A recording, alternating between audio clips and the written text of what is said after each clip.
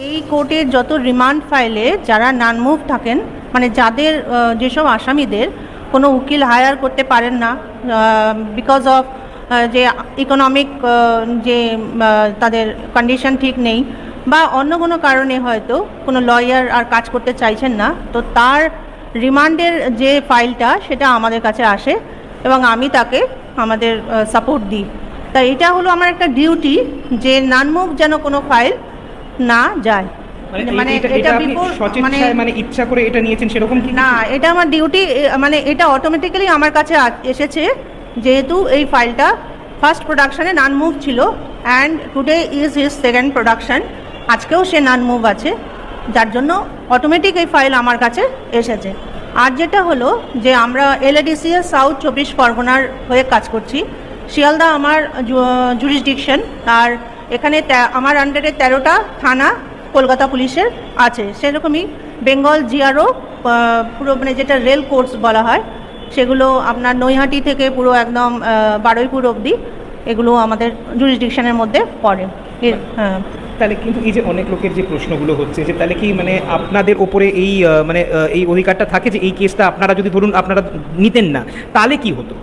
না, এই ফাইলটা তো নান মুভ থাকতে পারে না, আপনাকে তো বললামই, নিতে তো হবেই এবং করতেই হবে। যখন আসামির মানে অর্থনৈতিক অবস্থা ভালো না, সে আজকে আমাকে যেটা জানালো, আমি যখন তার কনসেন্ট নিতে গেলাম বিফোর মানে আমার সাবমিশন অফ যে অ্যাপয়েন্টমেন্ট, তখন সে বলল যে দিদি আমার তো আর্থিক অবস্থা ভালো না, আমি কোনো উকিল রাখতে মানে সঞ্জয়ের কথা বলছি। সঞ্জয় বলল কেন উইদাউট হিজ কনসেন্ট আমি তো এগোতে পারবো না, আমি তো আর নিজে থেকে যেমন করব, ফাইলটা আসবে অবশ্যই আমি আসামির সম্মতি নেব, তার সিগনেচার নেব আমার পেপারসে। আমরা আজকে ওর হয়ে বেল ফাইল করলাম আর একটা পিটিশন দিলাম যাতে তার সঙ্গে সকাল 10টা থেকে 5টার মধ্যে কোনো একটা জায়গায় তার সঙ্গে হয় জেসি পিরিয়ডে বা আজকে তার সঙ্গে কথাবার্তা বলতে দেওয়া হয়, আর এই কেসের ব্যাপারে তার কি মতামত বা জিজ্ঞাসাও আমাদের কিছু আছে সেগুলো আমরা যাতে জানতে পারি, তো সেই ব্যাপারে একটা পিটিশন ছিল। আর একটা হলো যে পলিগ্রাফ টেস্টে তার সম্মতির সময়ও আমি উপস্থিত ছিলাম এবং তার সম্মতি সে দিয়েছে। টেস্টের ব্যাপারে সব কিছু আমরা তাকে আমি তাকে বুঝিয়ে বলেছি এবং সে রাজি হয়েছে।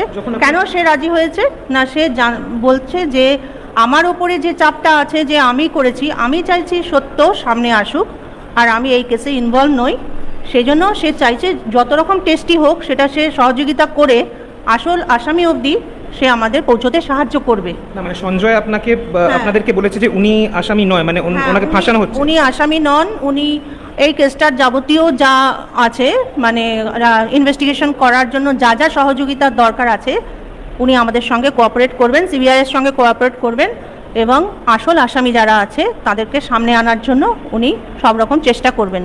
এই জন্য উনি পলিগ্রাফ টেস্টে বসতে চাইছেন।